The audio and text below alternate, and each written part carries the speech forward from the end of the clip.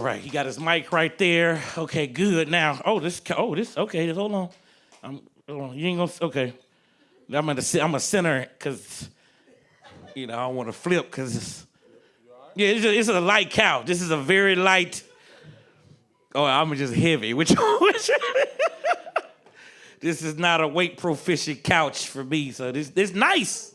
It's nice, but I can't do nothing extra on it. So, man, if I'm gonna take my jacket off, all right? Now, y'all ladies in the room, calm down, relax. Do what you gotta do. Oh, it's raining outside, and if you're outside, this is a side piece day. Relax. All right. We gotta get comfortable, because this is gonna be the part we're gonna really get into discussion about the book and why he did it and all that good stuff. I don't want to cover up the pillow. Cover up the. Oh, it's nice. It's nice. Got a nice pair of duck feathers. Don't wrinkle it though. I know, my bad. Okay, I'm sorry. Because you kind of doing your thing over there. Okay, my bad. Hold on. Okay. All right. Silk covered pillows by Gaudet. All right, so because the silk don't mess up your hair is what they say. Anyway, so, but no, we're gonna get into this. So, man, again, I'm proud of you again. Like I said, I tell you, not everybody gets a chance to really, really get into a book, and I'm gonna say a book that covers a lot of things in life. From we talking childhood stories to family situations to so many things. Not a lot of people uncover their lives like that. Some people kind of write books, and it might be about a particular story or maybe one part of their life. He actually is covering so much about it. And I thank you for even just sharing that, because I really believe that we all need more information. We need to understand more, and what better to understand life by someone who we know we're familiar with, and we know that it went through the trenches. Like, we know what he's done. We know he's like the biggest thing that stood out to me, and I'll get into the book in a second, but, you being a teenage father, I didn't know that. 15 years old, he had to grow up and be a man. We don't say man, it's South Maine. 15 years old, some jobs got to come through. He got to handle business and all the pressure of that. So that's what stood out to me. And the fact that you, have done that, went through that, and you continuing on, because I know there's other 15-year-olds out there that's going through the same thing, right? 16-year-olds going through the same thing. So that's something that's really big to say that, hey, if something does happen that's a little different, it's not over. It ain't over. Life can still go on. And the fact that he has loved ones to share it with is good. So, and if y'all won't, pull your phones out, take a little notes, because we'll give y'all some time to maybe ask a question or two as well about the book. That's cool? So we might do a little participation if y'all want to jump in and talk about the book, and and y'all haven't read it yet, so that's good. So this is all fresh. This is all new. I'm kind of, y'all gonna be like, what about in chapter 4? Was that about me? You ain't had a chance to see it yet, so that's real good. So let me get to the questions here, because we got a few to go through. So I'm just gonna start off with the very, very, very first plain one there, which is pretty much like, what, after all the things that you've done, you've been through so many things, like what just made you say, all right, I'm gonna stop and I'm gonna actually write and publish a book? Because there are steps. I don't know if y'all know that. This ain't just no crayon set. This is real stuff. So what made you just say, I'm gonna put this out there? Well, I think it's one of them things that I think that you can appreciate and remember. I was at a point where I was making a lot of money, but I couldn't see it. And I couldn't understand why.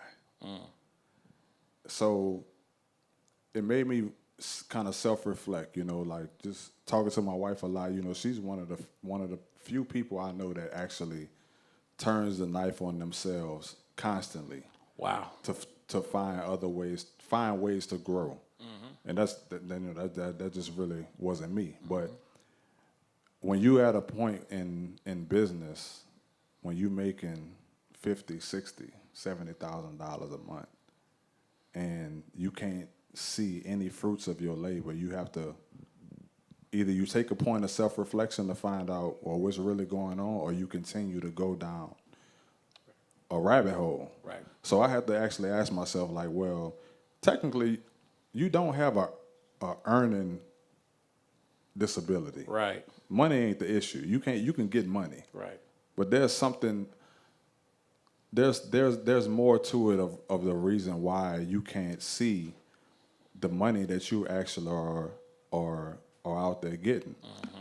So I had to actually like look into myself to find out, well, what really is that? Where does this come from? Why is it that I have such a bad relationship with money? And with that, doing research, there was at the time there was very little that you will find of people to talk about that topic of having a certain relationship with money.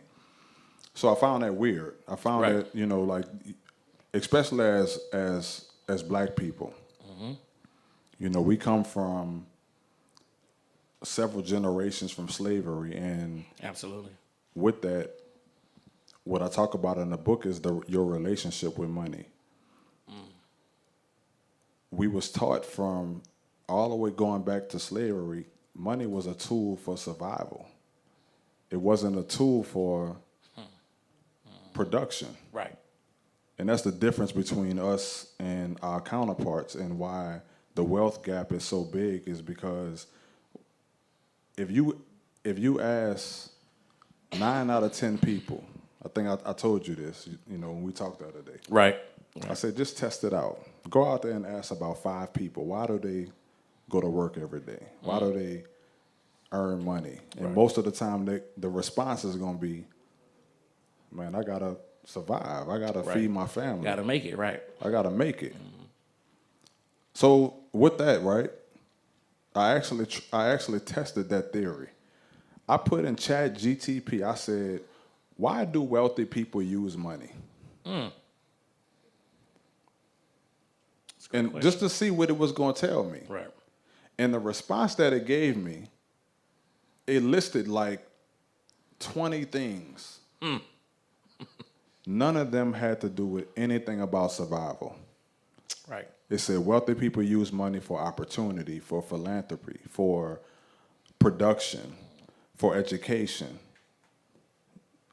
It was so many different aspects of what it sped out of why wealthy people use money that had nothing to do with survival. Right.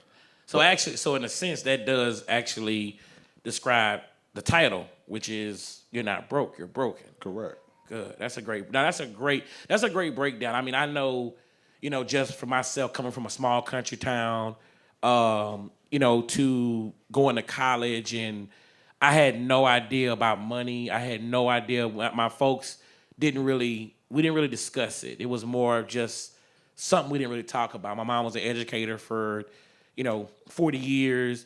My dad was actually the manager of our town's unemployment office. So I had street cred because you had to go to my mama to English so you couldn't beat me up. And then you had to get a job from my dad so you couldn't beat me up. So I had street cred. And I knew that as long as he kept that job.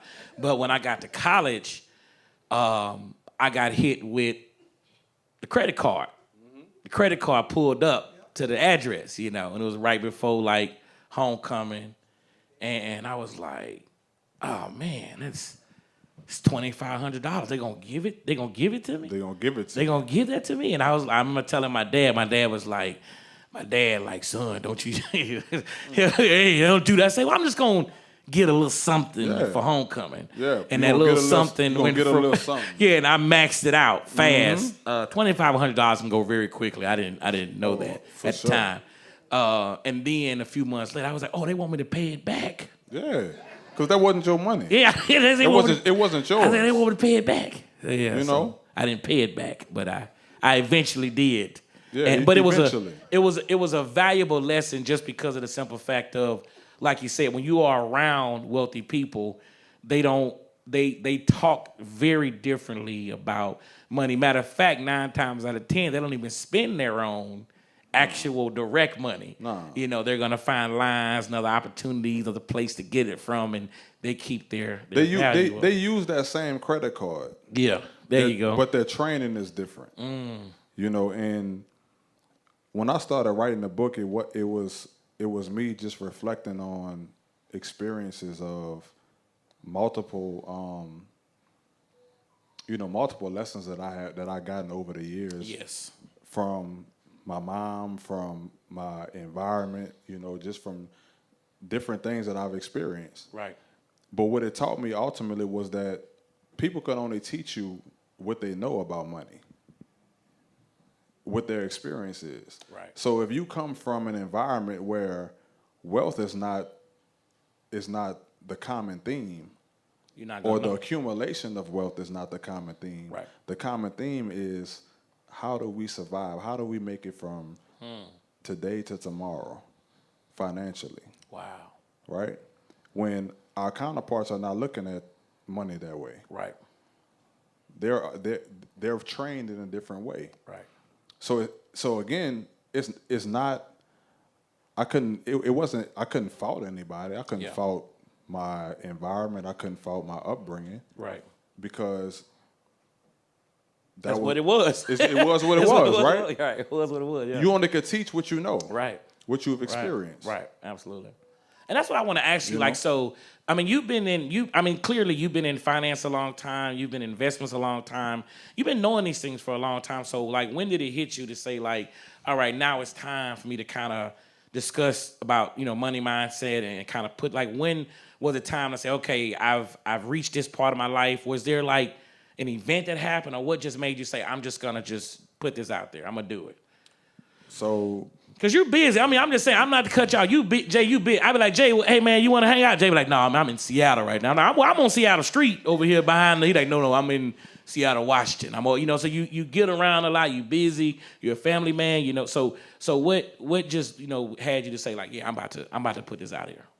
Well, my first real job, I went to school. I went to Southern University. Okay, shout out. Southern in the building. Got a master's from Southern. Master's from Southern. My first real job I was a juvenile probation officer.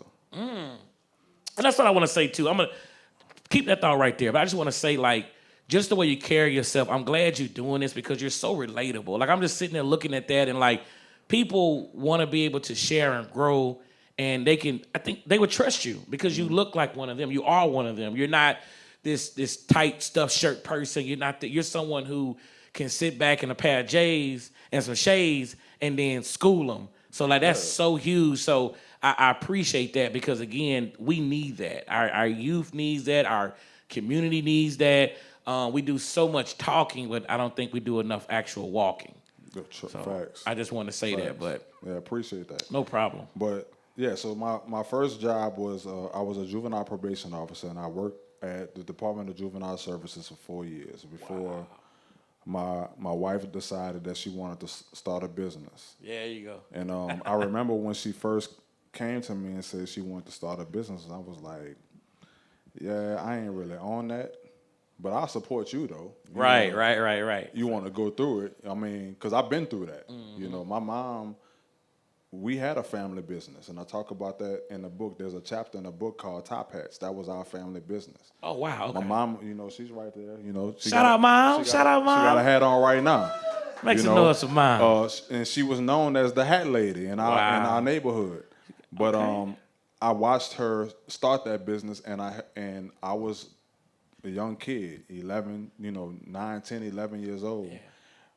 Yeah. I watched the inventory. I watched her create it. I watched her drag us to, department stores to get fixtures for, to basically put in the shop.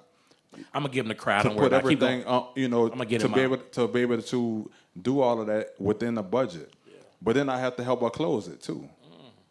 So you're just soaking all this up. Yeah. So I had to. And throughout that, my perception about being an entrepreneur at that time or being a business owner was that this is not a safe way to go. This is not going to carry you through your life and through your career. So you need to go the safe route right. You need to go find a job. That was what I learned from that. Yeah, yeah. So my wife was like, she wanted to start a business. I was like, yeah, I'm gonna just go ahead and climb this corporate ladder. You can start the business. I'll help you as we go along. Yeah. You I can know? relate to that though. You know? I can relate to that. I'm gonna be a good company man. I'm gonna do it for the company. That was what, Yeah. and you know, not knowing I was still an entrepreneur at heart, because I mean, I was doing all the entrepreneurial things throughout that. Right. You got PTSD. You don't really understand what you're doing. You just moving. Yeah, right. You know, it's movement, not really progress. So when she wanted to start this business, I was like, all right, cool. You know, I'm gonna support you. And she went and did it. She started the business. She did everything that needed to be done. And after a year of the business being operating, she was like, well, look, if I replace your income, would you leave your job? So I was like, well, yeah. Because as an entrepreneur, that is step number one. Step number one is, can I generate the same as what I make now? Right. And if I can do that, then that's normally the notion that gets you rolling. So that's why I said, because I that's a real talk. That's a real conversation. And then when you got your wife saying it to you, because let's just be real, like we're in the South and we have, we're men. So as a man, your bride, your woman is telling you that. I know you was like, okay, hold up. So like, all right, I feel you, baby, but yeah, I don't know. So what? Like, keep going, please. Yeah. So, and it was a unique time, because at that time, I'm like 22 years old, and young and in love. Yeah, for sure.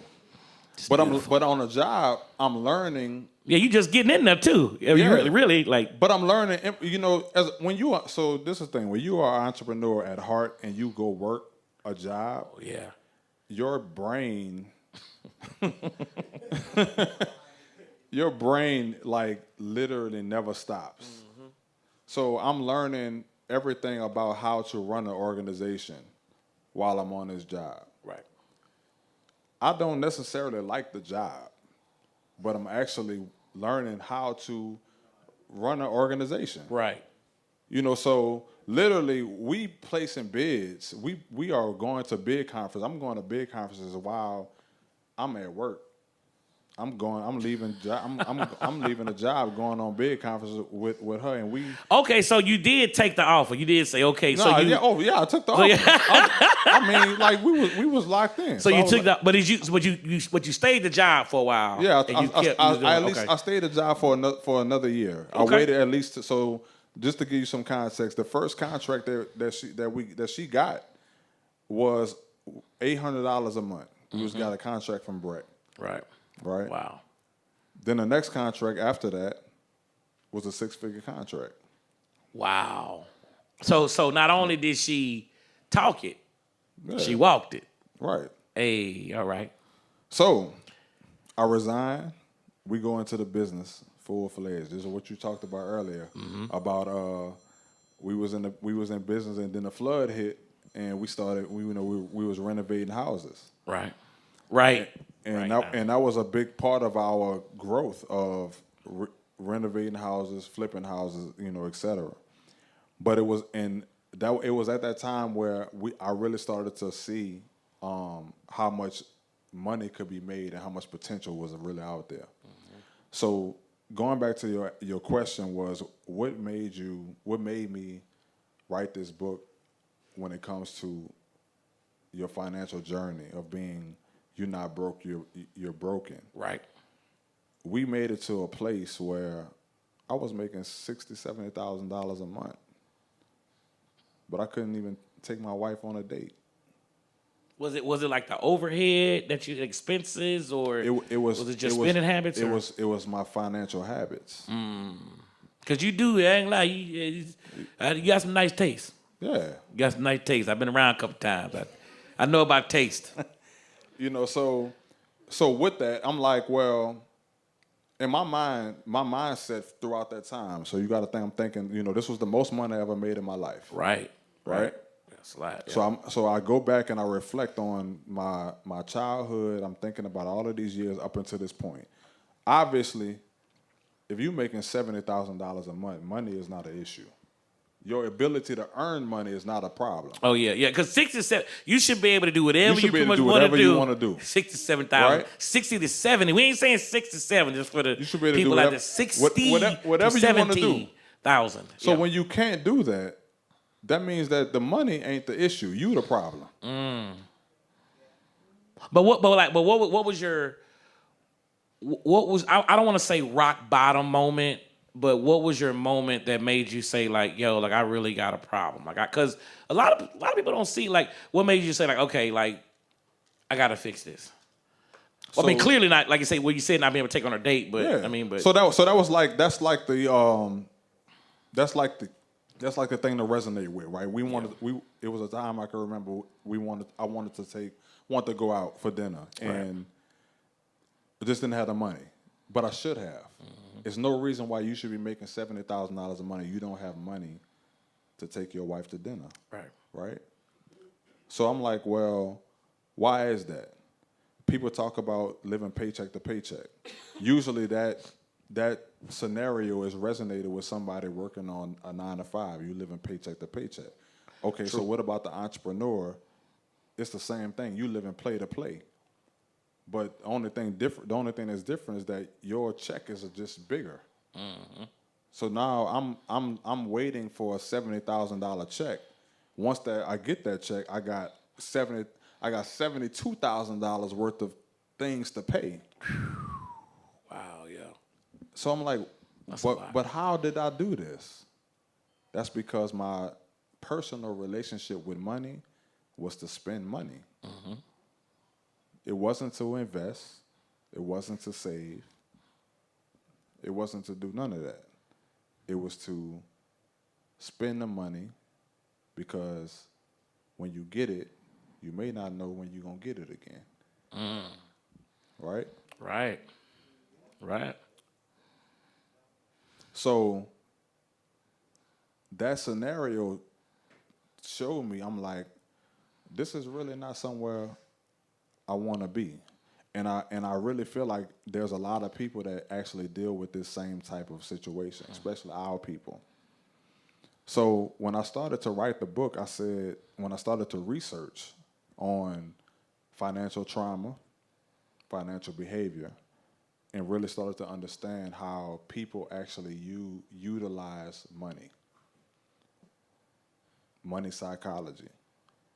Then I started to find all these different things on what it really means what wealth really means and what it really means to actually utilize money. Mm-hmm. Money is no different. Money is a tool, right?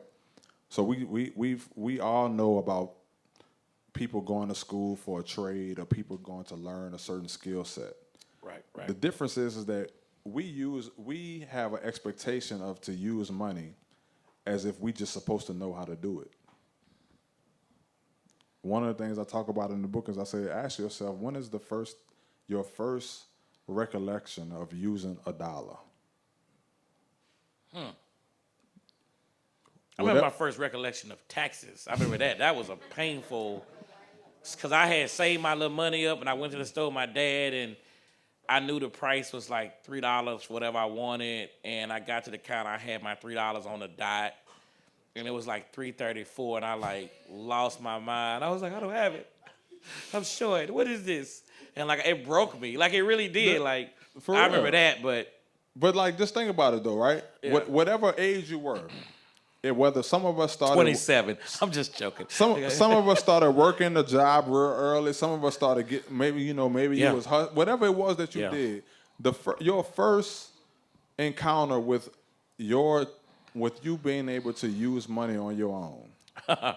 It gets real. I mean, coming here from my hometown and remember having my first job and it was a supervisor. I felt like it was a good job. I felt like, it was Convergys. and I was a supervisor. I remember Convergence. Remember Convergence back in the day? And everybody who was working, y'all thought y'all was the shit. I was like, I felt shit. Y'all like, thought y'all was really making. Y'all thought y'all was really getting money over there. I was like, hey, I'm a supervisor. Watch how You you talk was. to me. I managed 14 people. You right. It might be 15 So next month. Watch out. Look, let me ask you. So that's the thing, right? Yeah. You really thought that job was something. I thought it was. You really thought you was getting money. I thought I was. I thought I was till, and I was like, oh. But think about this though. No matter how much money you was getting at that time, what did you really think that you was actually gonna be able to do with that money? What was your first thought when you got that job as a supervisor? Yeah. However much money you was gonna be making, yeah. but it was, let's just say at that time as a supervisor you might was making like $14 an hour. Let's see. I can't really remember. It was probably somewhere along that. I mean, I just know that. But but at the time you was balling. You ain't gotta deny it. I know you thought you was balling. Until my bills, I had some bills. I thought I was in the bill. I said, wait a minute, wait a minute. Rent, lights, car insurance, car note. I was like, man, I want to go back home. I want to go back home right now because I can't go to the club if I ain't got nothing left. I can't do that. So I had to because this is the thing. The truth is that, let's be honest. Like my parents that raised me, and I don't know if this applies for everyone, but we always were taught about the American dream. Mm-hmm. Like it was like you go to college, you get your job. You get your house, you get your wife, you get your dog in the picket fence, and it's like everything will be perfect. And that just wasn't the case. Like It was not that. So I had to adjust.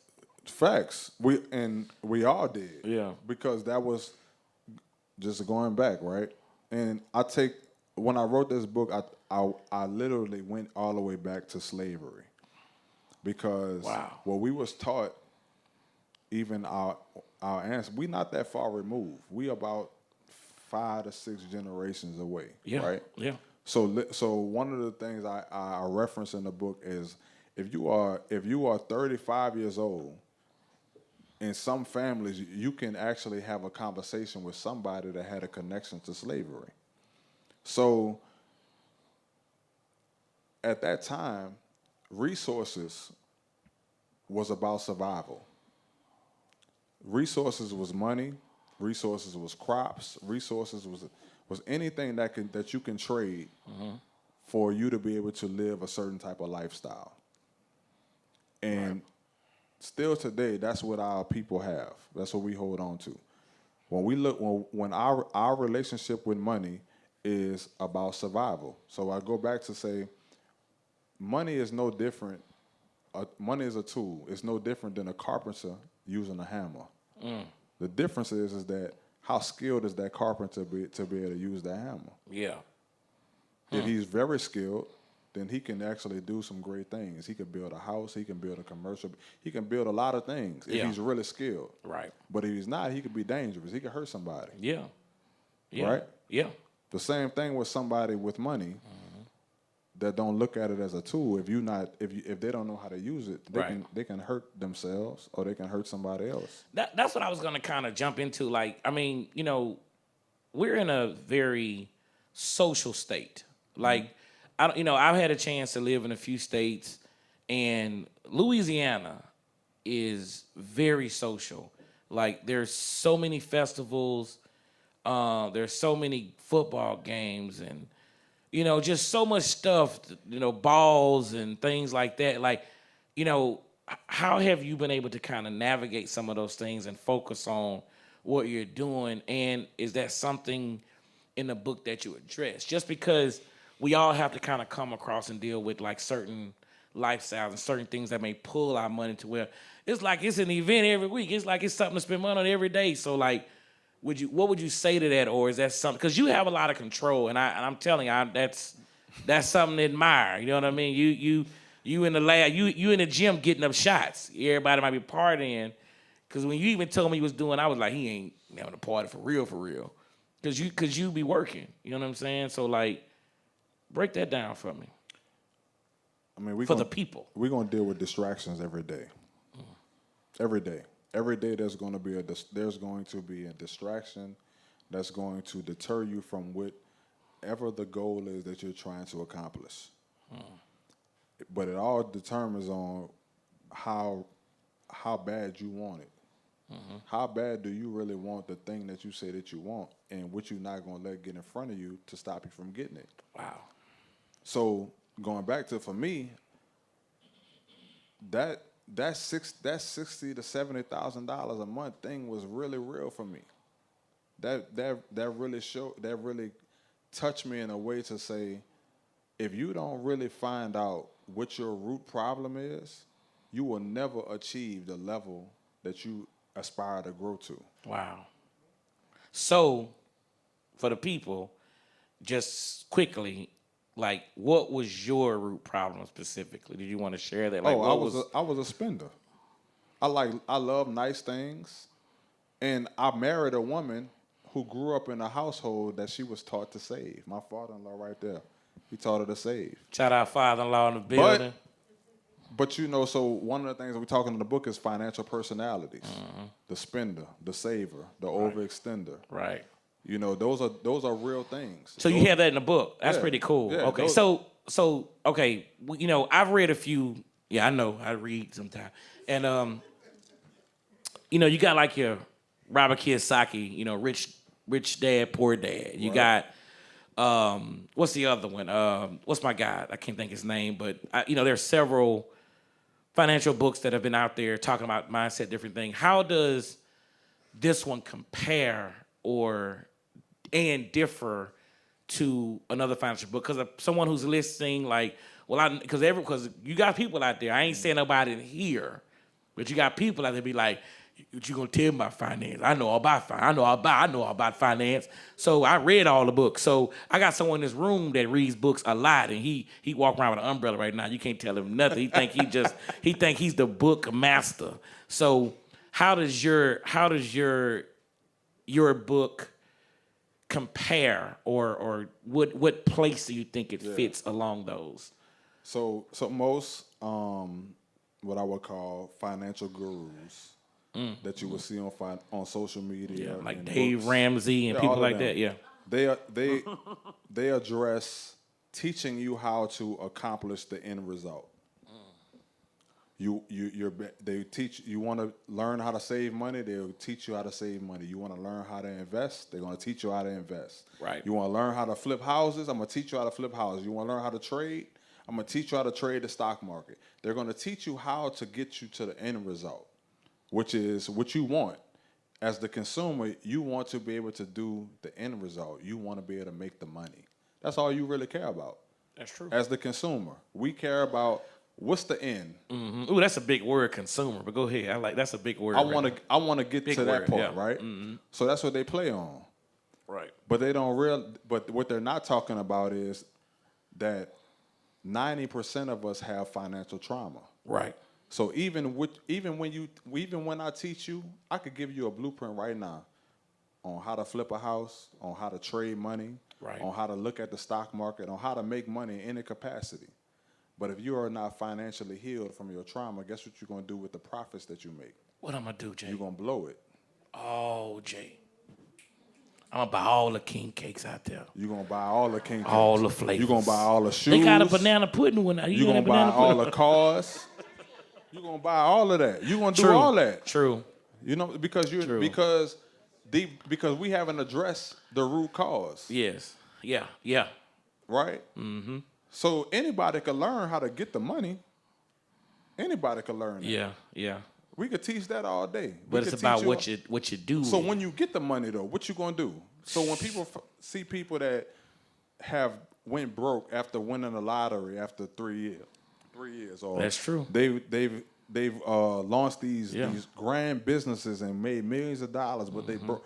It ain't because they weren't good at making the money or they weren't good at the thing that they were doing. It's because they still have trauma that was not addressed. Wow, yeah. So they still have a habit that nobody addressed. Yeah. That's like if you was if I was a dope dealer. Mm-hmm. Not saying that he is. Not saying that I am. And you were a functioning crackhead. Not saying that I am. And I know that if I give you this crack, you're going to still bring me my money every week, but you're going to get high Yeah. until the day that you don't bring me my money. How are you benefiting from that situation? You ain't. I'm not at all. Yeah. In the beginning, though, in your mind, you think you benefiting. Until you ain't no longer benefiting. Until I ain't benefit no more, and it's over. All bets off. So, for me, when I started to like, as a black male, when I really started to take a deep dive in this financial industry, and I started to really see that less than 1% of us are registered, certified financial planners. Right. Less than 3% of African Americans own commercial real estate.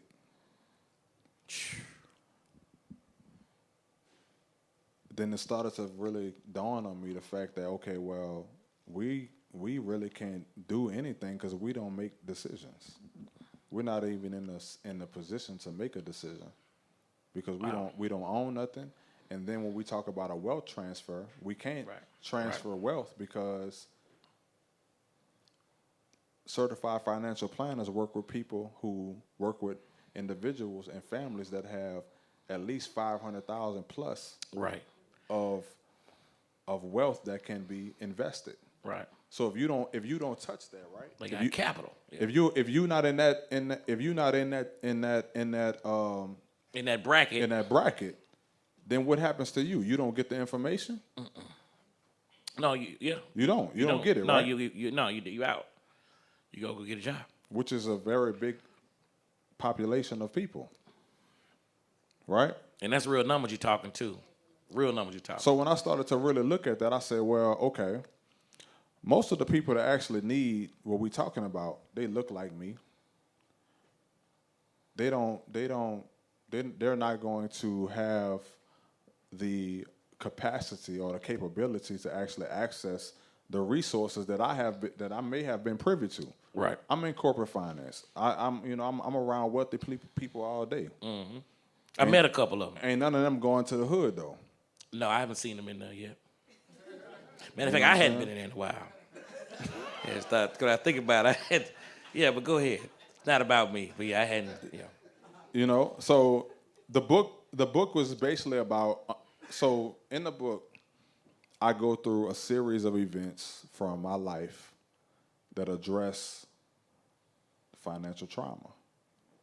The trauma that I had to actually go and find within myself. Yeah, and when I tell y'all, he ain't. I've seen some of the excerpts and some of the talking points. He going deep in like what's happening in his family. Like we talking real stuff. We talking like disconnections and we talking real life stuff. That's real here. So with your mom, I'm not gonna look directly in the eye, but with your mom being on front row and she's here and everything, like, did you have to kind of like get her blessing? Say, hey, mom, I'm gonna be talking about some stuff that happened to us as a family we went through, and I might mention some things. Did you like kind of talk to her about it, or like? No, I didn't want to do that. Okay. Now I did ask them some questions about some dates that were specific to the business Top hats back then, but she didn't know why I was asking those questions. Right. This is all new to everybody that's here right now. But no, I didn't ask her that mainly because I wanted this to be really raw, and I wanted it to really touch not just the hearts of the people that was involved, right, but the people that can learn from this. It's a lot of stories in this book that what you would see in mainstream media, they don't talk about. They don't that address part, that we don't. And the reality is this: a statistic that I started talking about 5 years ago. Statistics say by 2050, the black wealth in every household is going to be -0. Negative zero? I didn't know you could go negative with the zero. I thought it was just negative, zero. I know. Negative zero. But this is why though. Okay. Let me take a sip. Take a sip. You're gonna need it. It goes back to what I just said about us using money for survival. Mm-hmm. Black people don't plan for their death. They don't plan for to leave here with instructions on how their money and their wealth need to continue to live on. That's what white people do. That's what I have. That's what I've been privy to learn. I have had opportunities to be around people, and I'm gonna just say white people that are in certain positions that have shown me how they have executed their family lineage to last for the next 5 generations. And I'm like, well, damn, shit, why we ain't doing that? Because that's not really the focus. Because we look at money differently than they look at money. They look at money as a tool, going back to the carpenter, right? Right. If you are good with the hammer, then the house gonna be good. But if you ain't, it's gonna fall. Gonna be some problems. So they look at the money as a tool for production. Right. I say this to anybody every time when I do a speaking again, whatever I'm doing. I say, man, look, ask ChatGTP or just ask the next 10 people that you come across, why do they earn money? Or ask Chat, what do wealthy people use money for? It's gonna give you a list that ain't gonna have nothing to do with survival. It ain't gonna say nothing about paying your bills, paying your car note, taking care. It ain't gonna say nothing about that. So what you're saying is that, you know, they're able to have their money work for them as opposed to them working for their money. The money is an employee to them. Wow, that's pretty big. The money is an employee. Right. We use our money to survive. Right. And survival has a cap. Right. You only gonna earn enough if your survival is you got to make sure you got enough money to get to work every week. You got to make sure you pay your light bill, your rent, your car, whatever it is. Right.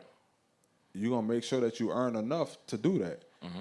Even if times get hard, it's gonna make sure you got enough money to do those things. Right. Your money ain't working for you. Right.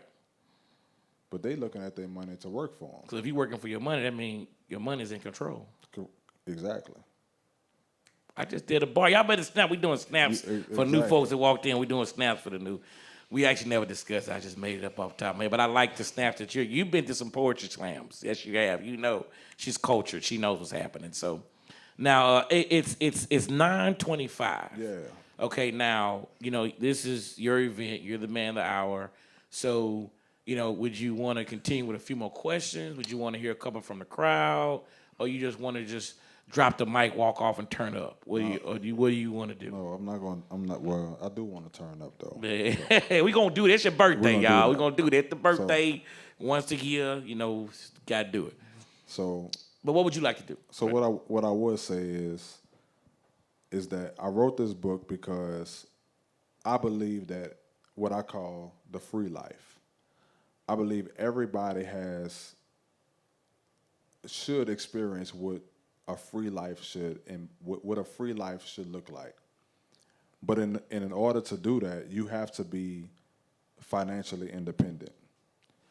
And a lot of times, all that really means is knowing who you are financially, knowing what your personal financial relationship with money is. Wow. And that was really one of the driving forces of writing the book. Is like I had a revelation of what my financial personality was, and I knew that I'm not the only person that goes through this. Right. And with that, because as African American people, we are so behind. Yeah. It don't matter where we at. We can have the best job. We can have the best business. There's still no black Elon Musk. There's no black Jeff Bezos. There's no black person that is worth $200, $300 billion, right? Right. So with that, the wealth gap is real.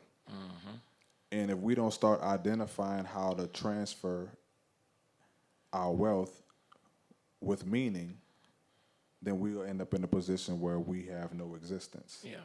and that was real to me. So, saying to go back to your initial question, definitely I want everybody to scan the barcode, go by the bar in the gallery, scan the barcode, get the book, and identify who you are financially. Wow, that's big. You know, identify who you are financially and set a plan. Work towards that plan because we all got to leave here one day. We all got a legacy. We all got family. We all got kids or going to have kids. And what do you want your kids to reap when you leave this earth? Yeah. Wow, round of applause for that. Round of applause. That was now, you know, as they go and they scan and get the book, do you do consulting? Like if they wanted to consult with you and get a little bit more information or have a little session with you like that about finances and things of that nature, are you available to do that? Is there like, are you gonna leave that open or you don't know So yet? you know, this all family in here. Yeah, it is. I think everybody is. So they, Yeah. you know, they didn't. They know what's up. They know. Okay, good. Yeah. So, Well, it's just good to see the support. Yeah. Give yourselves a round of applause for coming out. You know, like this is pretty big. I mean, obviously, you know, they've been listening in, and I think this is something that is, in a sense, very groundbreaking, honestly, because you just don't have these talks enough. And when you speak of things like financial independence, again, a lot of people talking, but not actually having something on paper, you know, that can actually give some kind of guidance, because some of those stories in there, I was laughing at some of them. I'm sorry, but some I was like, "Yo, that's so real." And one of the ones I was thinking about when you said about financial dependence, I remember my first taste of it was, you know, I told you guys I'm from the country. I visited cities, never really lived in a city until I may have been maybe like in my mid to late 20s, and I was living in Cleveland, Ohio. And I'm walking around, and it's like a Tuesday at like 12 o'clock. And, you know, I worked downtown. I had my little suit on. I was feeling myself, you know, get a little colder. You can dress. One thing about the North, you can dress. I had me a trench coat, scarf on, gloves. Don't hate on me. I was clean. You can't do that down here. You'll bust out in flames down here. But I was sharp, and I was stepping over homeless people, like get away, whatever. And I was just living my life. And they had a baseball game happen. The Cleveland Indians game happened. I think they're the Guardians now, but they were the Indians then. And it's 12 o'clock on a Tuesday, and I got to go back to work. I'm just off my lunch break, and I'm seeing people go to a ballpark, and I'm like, I want to go to the ball game. You know what I mean? It's Tuesday at 12. I'm in a stuffy suit working, and I met a gentleman who was financially independent. And he was actually related to Dan Gilbert, who's the owner of the Cavaliers, Quicken Loans Arena, all this kind of stuff. And we talked for a long time. And just to hear, he was able to do essentially what he wanted. And I thought that was like amazing. Like, and that's like, you know, right? that's exactly what it is. You know, the free life is actually being able to do what you want to do every day of your life. And I second that notion. And most of the time, what we lack at as people is we think that it's unreachable, when it's really just about knowing where you are and where you have to go. Yeah. So I talk a lot about the financial independence number. You know, it's just a number of what is that number that you need number look like for you to live whenever you decide that you don't want to work anymore. See, and we talk about retirement. A lot of people have retirement misconstrued. They think retirement is about, you know, you just go sit on your porch every day and you don't have to do anything. But no, retirement is about doing whatever you want to do every day for the rest of your life. Live your life. Yeah. And it's you being able to do that with not having to earn money. So whatever it is, it don't matter if you have, you know, whether you're an entrepreneur, you work a 9 to 5, whatever it is, if you have to earn money, you're not financially independent. If I got to answer the phone to make money, Right. I'm not financially independent. Right. True. So which I do. I can't not answer the phone if somebody call me You gotta get and it's it. about some money. I can't, somebody send me an email and I gotta respond. It's about I can't choose to not do that. But when I'm financially independent, if I don't want to read that email, I don't have to. Right. If I don't want to answer the phone, Right. I don't have to. And my lifestyle and my family is not going to be affected by that. Right. So everybody has a financial independence number, but you have to know what that number is. Right. Right. And real retirement means that it don't mean that you don't work. It don't mean that you don't do things or earn money. It means that you don't have to if you choose not to. Right. I'm just here just cause. Yeah.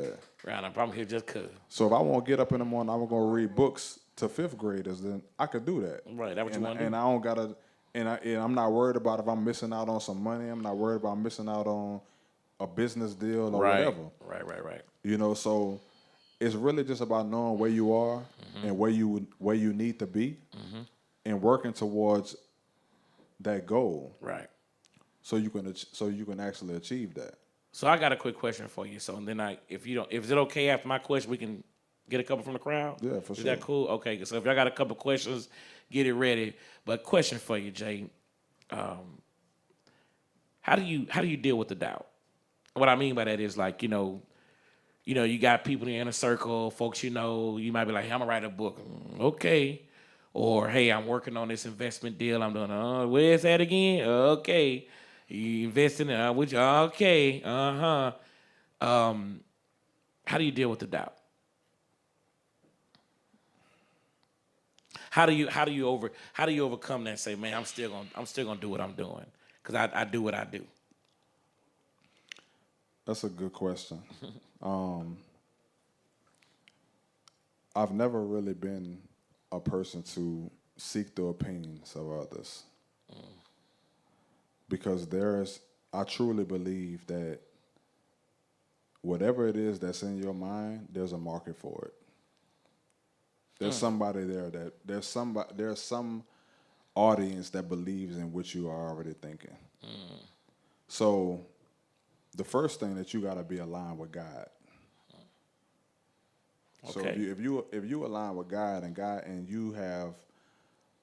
God has told you that that's what you're supposed to be doing, that's really the only opinion you really need.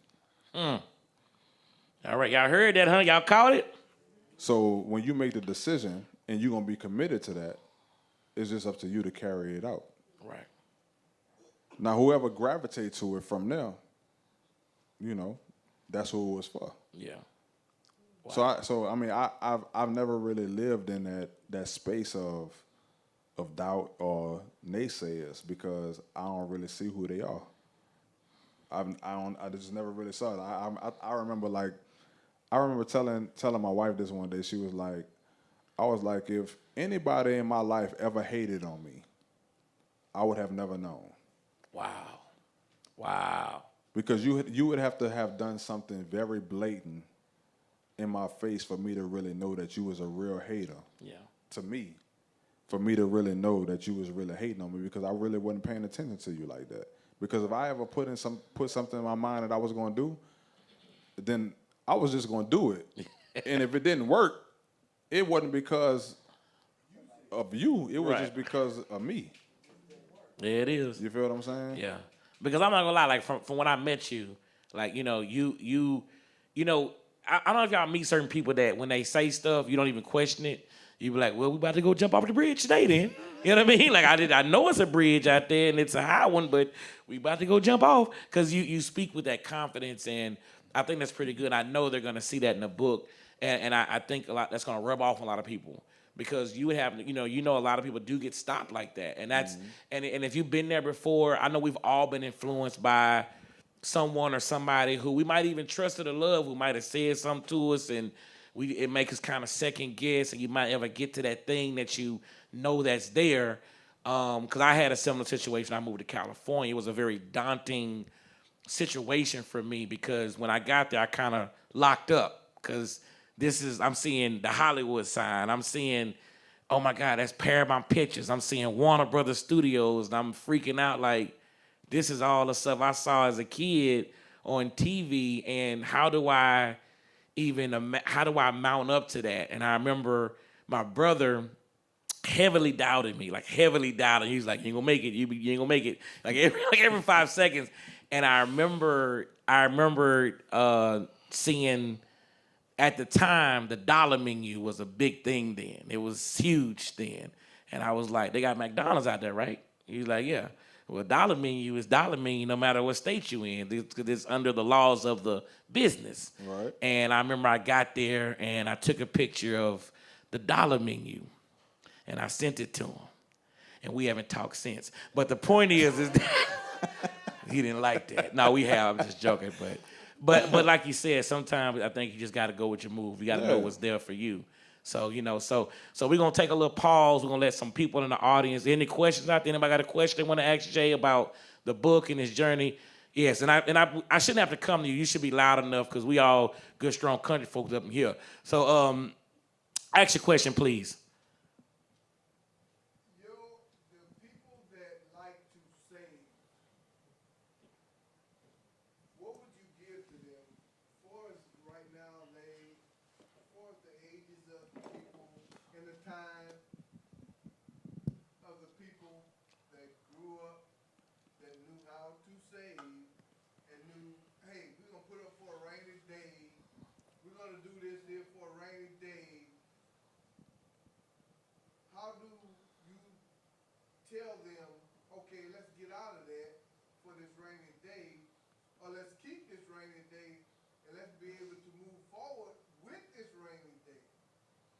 Great question. Just to clarify it around the room, just in case somebody didn't hear it, he's basically asking Brother Jay about, hey, if I'm someone, or for the people that like to save, because we do have people that really like to save, like to hold on to their money for a particular, that rainy day. It's kind of funny because it's actually raining right now, but that's not the point. But anyone who is about saving, and what do they do? How do you address that? And what would you have to say to that? That was pretty much the gist of what he asked.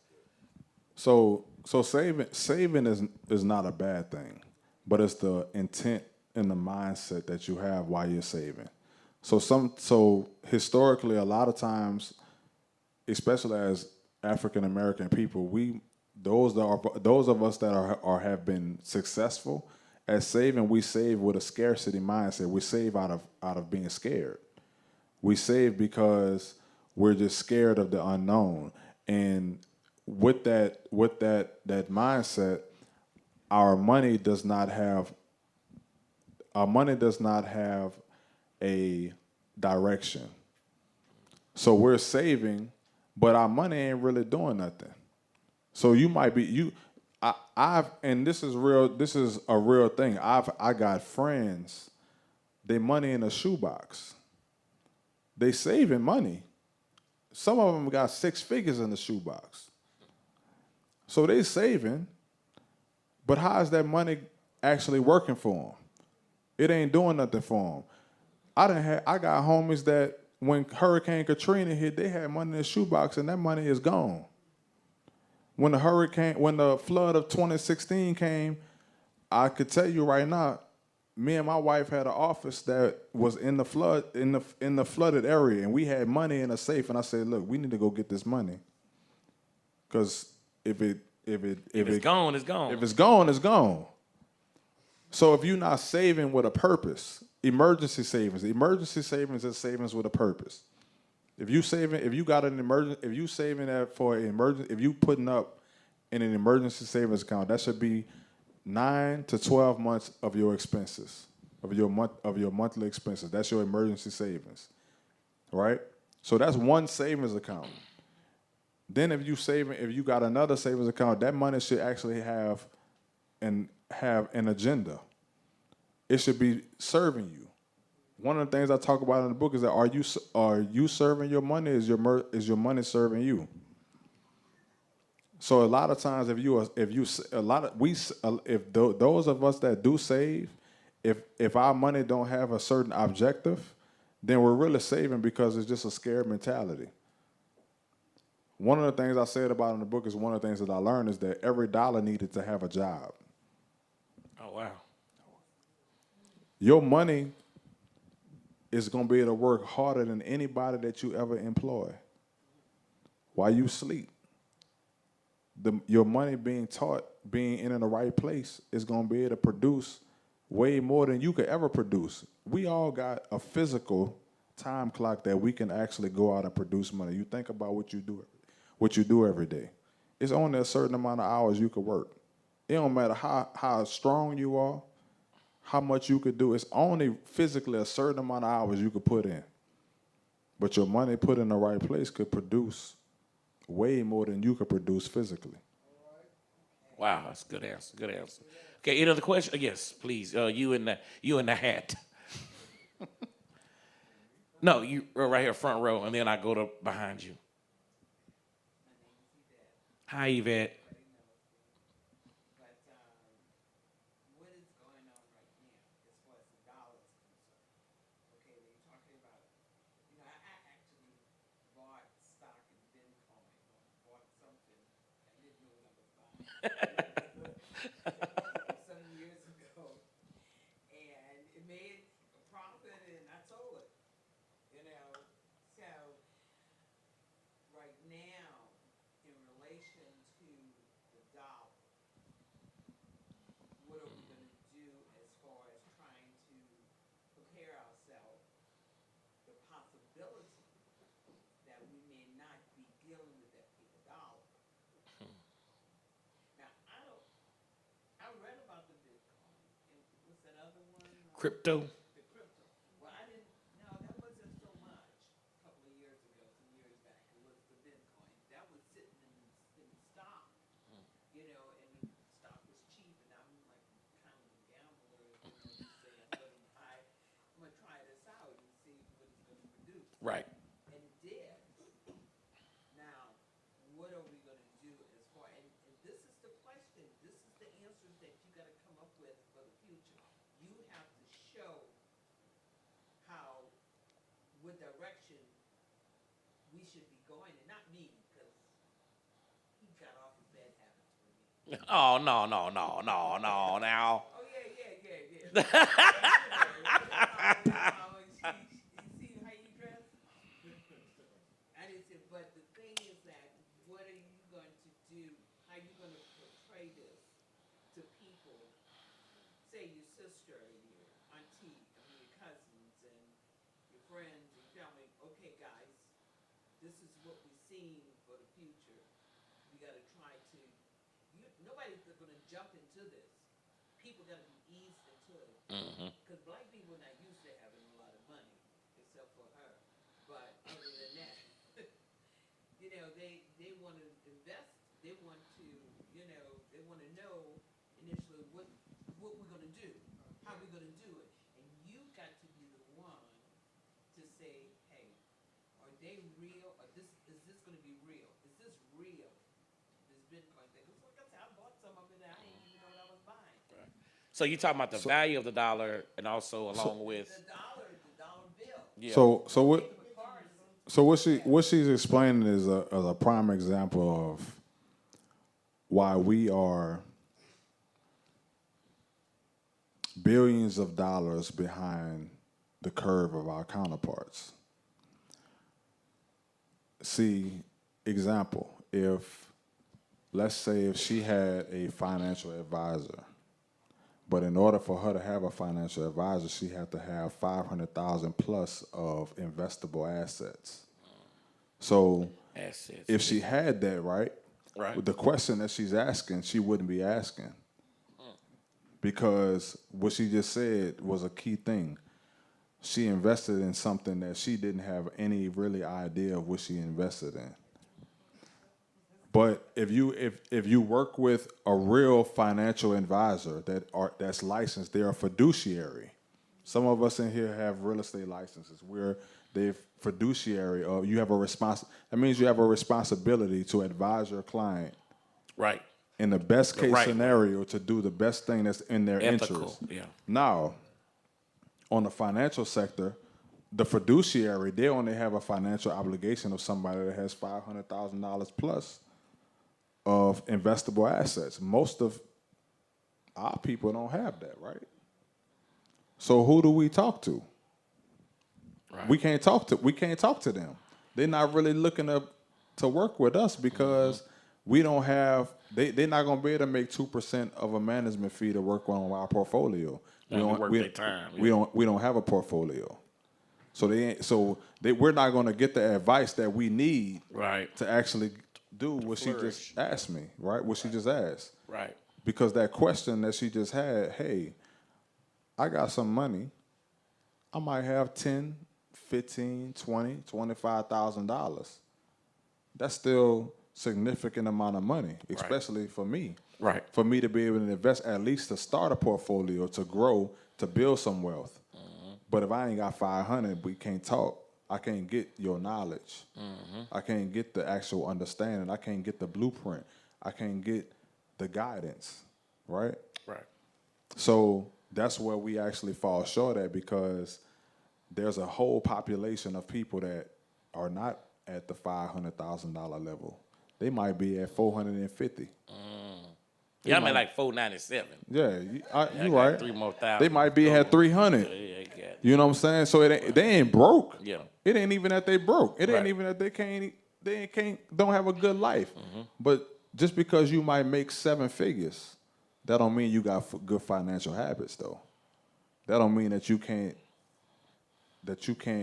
reap the benefits of good financial guidance. Right. So again, that goes back to her point of us, when we look at the financial markets, when we look at what's going on in the news, the reason that we're the biggest that's affected is because we are the untrained. It's not about being uninformed, because we some smart people. Yeah. We educated. We didn't got degrees. We didn't cross that hurdle. You know what I'm saying? have, yeah. And they've made us feel significant about getting educated, getting degrees, right? So it ain't about that. Training and education is 2 different things. Training never stops. Going back to, I've heard Floyd Mayweather say this. He said, training never ends. You got to continue to be trained. So if you don't put yourself in a position to be trained on how to use your money, or the thing that we use every single day, that was the other thing that made me want to write this book. I'm like, the one thing that we use every single day. Yeah. Every day. There's nothing in this world that we can't do without the use of a dollar. But there's no formal training on how to use it. That should tell you something, right? Yeah. So they talk about that, giving those classes in high school. Oh yeah, financial literacy classes and things like that. Yeah, but you know something, we gotta go back to where we were before, and that comes from legislation and things like that. What's up, man? Yeah. They waiting on you. That's my boy Scott, man. Give it up for my boy Scott, man. Give it up. How you doing? Good deal. So y'all heard me talk about I worked at Juvenile Services. Scott was my supervisor when I was a young juvenile probation counselor. Wow. That's my guy, man. Welcome.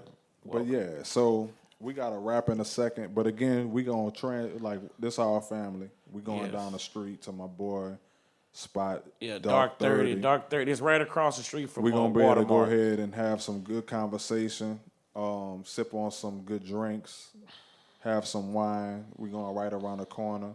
Yeah. Dark 30. Dark 30. Dark 30 bar. It's on Third Street. Oh, food.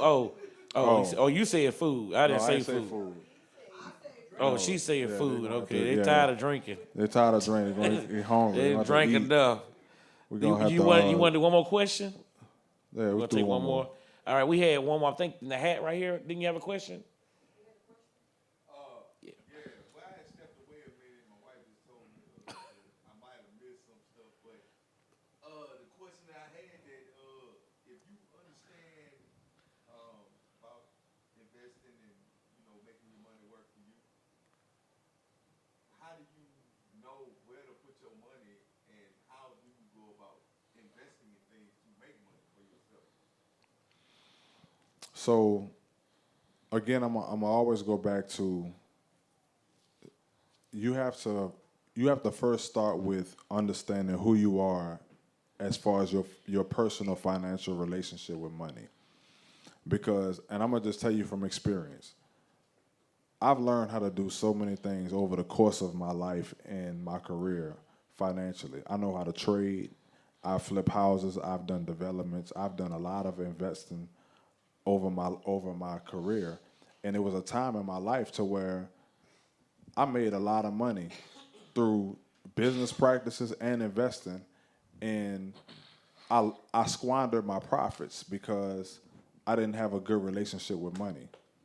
So first, understanding who you really are financially. What's your real financial personality? And then when you actually identify that, you have to actually understand who are you as an investor. Every investor has a criteria. Are you investing for cash? Are you investing to buy and hold? Are you investing for retirement? What is really your criteria on what you are investing for? All of the above. It can't be all the above, though. There it is. Well, I say all of the above because I want to invest for multiple reasons. So you might want to invest for multiple reasons, but you at different seasons of your life, right? So, I'm gonna just say this from example. There was a time where, because I had the knowledge on how to invest in real estate and what to do, I was able to acquire a lot of debt to buy a property. But I ain't had no cash. You know what I'm saying? So I was able to buy a lot, but then once I did it and then once a property went down or it needed maintenance, I didn't have no cash reserves. And they sure gonna go down. It's gonna happen. Your You feel what refrigerator I'm gonna saying? break. So you gotta know. You have to Heating know that what unit. you're investing for and where you at in that particular part of your investment journey.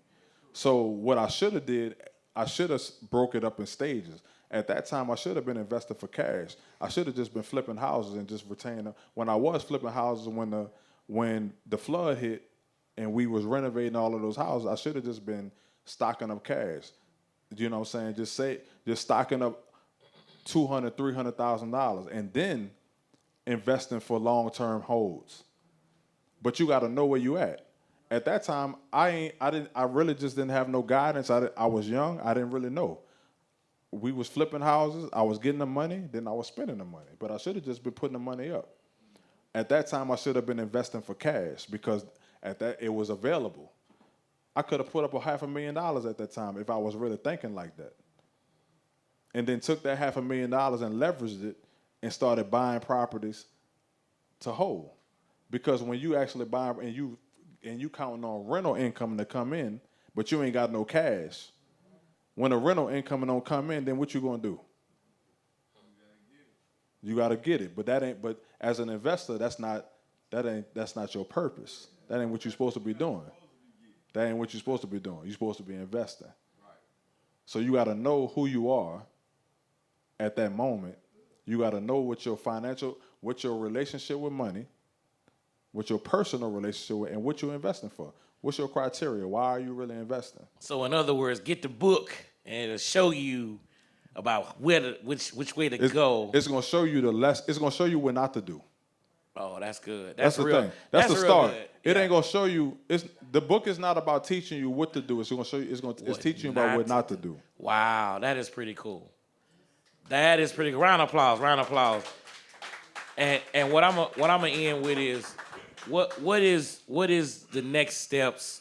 Like we're here now. I think right now we're gonna congregate. We're gonna do a little bit of a book signing and go check out the book and everything and purchase it. But what is the next steps for after this and now that you've had this moment of, I guess you can consider like a releasing.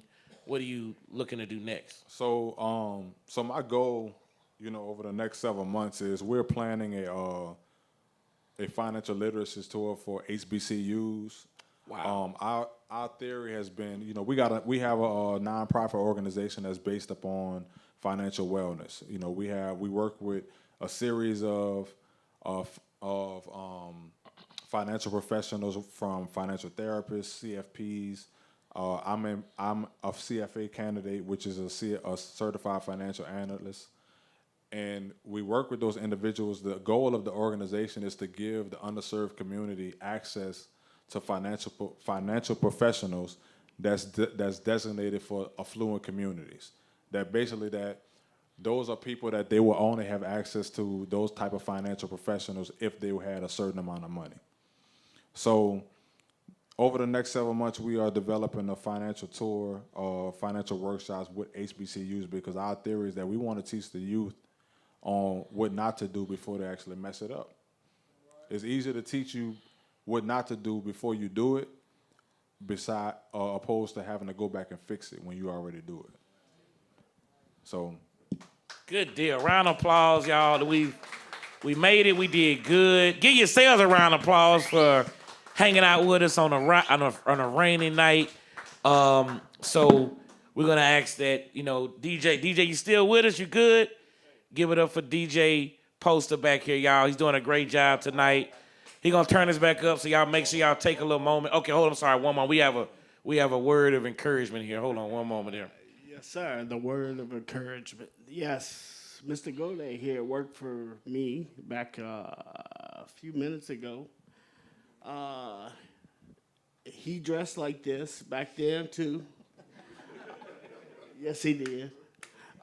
So 50,000, was like 60,000 benefits. None of that mattered to him. Taking care of these kids, they looked up to him like, Daddy, Daddy. These kids loved Mr. Gaudet because he was good to them, and they appreciated him. He was good at what he did, but I said, Mr. Gaudet, he sent me a text. He said, Mr. Rayford, hey, please come see what I got going on. I had no idea what this was. I still don't know what it is, but I know this individual right here was going places. I couldn't keep him. I was trying to pay him extra cash to keep him where I was at. Wow. 50,000, 60,000, all benefits. He said, that ain't good enough. I said, what? I've been there 27 years, but yeah, you see, I got a disability. So, it was comfortable for me. I got comfortable, which is good. I made a good living. I work for the city, Yeah. Mr. Gaudet said that ain't good enough. I got big plans. And I said, okay, what you talking about? And he sit up in his leather suit. What are you doing right here? I knew he had big plans. I would have paid extra money to keep Mr. Gaudet. He was very good at what he did, but Wow, that's big. he wasn't about to stay with me. And I said, look, brother, you rise. And he is sitting here looking pretty. Goddamn, he's looking pretty. Making money. I love it. I'm glad I came. I'm glad you gave me 2 seconds with this microphone because I love a microphone. Hey. But let me tell you what. I appreciate you, bro. Everything you do is gold. I know it is. I wish I would bring you back, but you way up here. I'm trying to get there. God bless. Wow. I'll say this, and you got me. And that environment, like I said, that was my first job. Like really. And the Judge Grover, she was the director of that center at that time, and she said, I'm gonna hire you. I was 22 years old. She said, you are literally 4 years older than the oldest inmate in this facility. She said, but I'm gonna hire you because I feel like they need to see you. And that place has been the root of everything that I've done to this point. I went back there maybe like 3 weeks ago, just talking about a program. But everything that I've done up until this point has that place in my heart. And those people from there has been when you know, I don't have a real recollection of corporate of a corporate workplace, because when I hear people talk about corporate work, that's my only reference point, and that's my family. I go back there anytime, and it's love. But yeah, that's where I came from. You know, and that was the birthplace of all of this. That was one of the key instruments of all of what we have. What we're talking about today is really the foundation of our people on how to actually access a life that is sustainable. And all of that stuff ties in. So this man right here, you know, like you said, was my supervisor, 22, 23 years old. And I couldn't keep, I couldn't keep my sick time and vacation time. It didn't accrue. Because I didn't really know how to let it accrue. You know, I would take. You would use Yeah, it up. I would take. You get sick when you get 8 hours of sick time every paycheck. You're Yeah. like, all right, well, I need to take a day off every week. And I remember he called me in the office. He was like, hey, Justin. He was like, we